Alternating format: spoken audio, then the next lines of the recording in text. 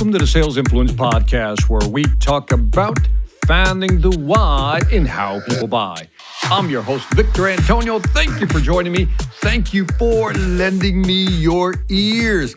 Today, I want to talk to you about how do you handle that question, what do you do? You ever have people ask you that? Hey, man, what do you do? And how do you answer that currently today? How do you do it? How do you answer the question, what do you do? Well, today I'm going to give you 3 awesome examples of how you can answer that question and at the same time, position your value. Ooh, that's the hat trick today. How do you respond to that at the same time, position your value and maybe even have the customer truly understand what you do? So step number 1, out of 3 strategies, here's the first step. And again, you can use any of these 3 options. Somebody says, what do you do? I want you to say something like this. I help companies, and then fill in the blank, right? And what I want you to do is give it a sense of intrigue. For example, Victor, what do you do? I help companies find revenues where they can't be found. What does that mean? What does that mean, Victor? Oh, at that point, I have them leaning in, listening to me. Victor, what do you do? I help companies grow their revenues faster than they ever expected. Ooh, how do you do that? Now, as soon as they say, how do you do that? The hook is in the mouth and I got them. I got their attention. So that's a way of creating intrigue. Come up with your own phrase that you feel comfortable saying. But again, give it some drama, some intrigue. Make the person lean in when they hear that statement. Option number 2. Somebody says, what do you do? You could say, have you ever had to fill in the blank and then you fill in the blank? Well, that's what I do. Let me kind of go through an example. Someone says, what do you do? You say, have you ever had to generate a report and then export it to the cloud automatically without any effort? Yes. Well, I built that software. That's what we do.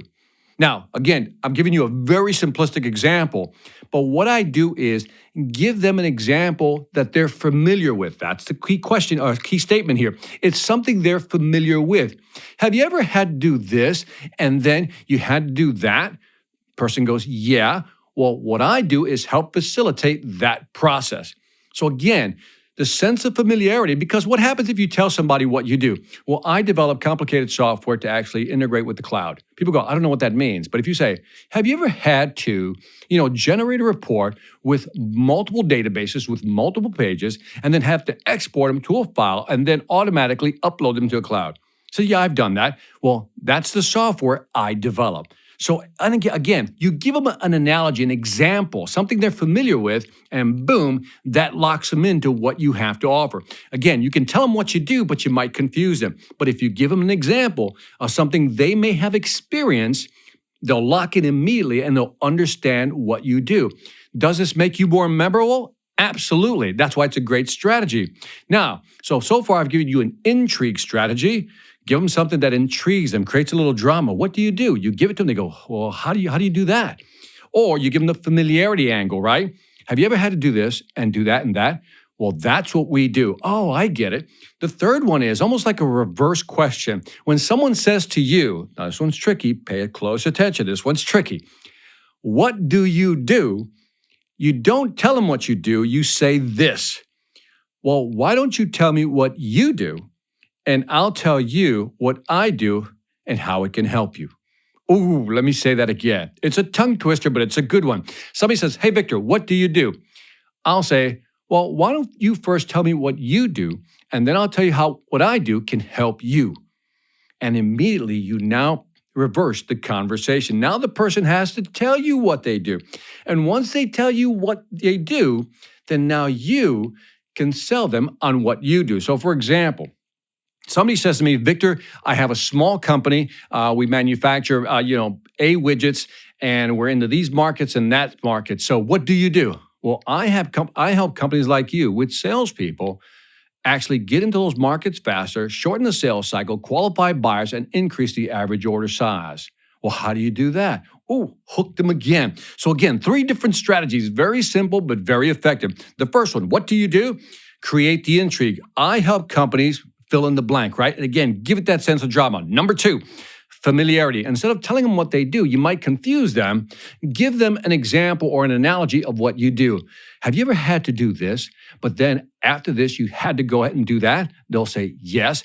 Well, I developed that product right there. They go, oh, I get it. And number 3 is the reverse. What do you do? Well, tell me what you do, and then I'll tell you how what I do can help you. And that creates a whole new conversation. Let the customer talk, and then you tell them how it fits with them. And then you're perfectly aligned with the client. 3 different strategies to help you sell more effectively when somebody says, what do you do? And that is it for the Sales Influence Podcast. Let me know which one of these strategies, 1, you like the best, or maybe 2 that you commonly use. Give me some feedback on iTunes, Stitcher, YouTube. You know where to find me. Just give me the feedback. Love to hear from you. Also, if you haven't done so already, check out the Sales Velocity Academy. If you want to learn how to sell more faster, go to salesvelocityacademy.com. Lastly, I want to thank you for listening. This is Victor Antonio, always reminding you, selling ain't hard when you know how. Take care.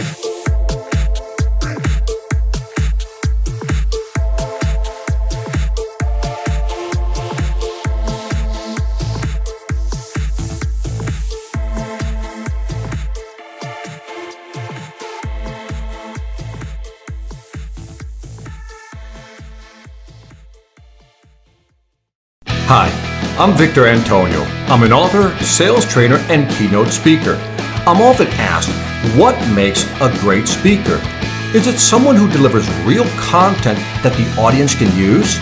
Is it someone who engages the audience so they're part of the learning experience? Or is it someone who can motivate an audience to push them beyond their comfort zone and discover new abilities? The answer is yes. But the most important thing to remember is that I'm not there to look good. I'm there to make my client look good. Simply put, it's never about me, and it's always about them.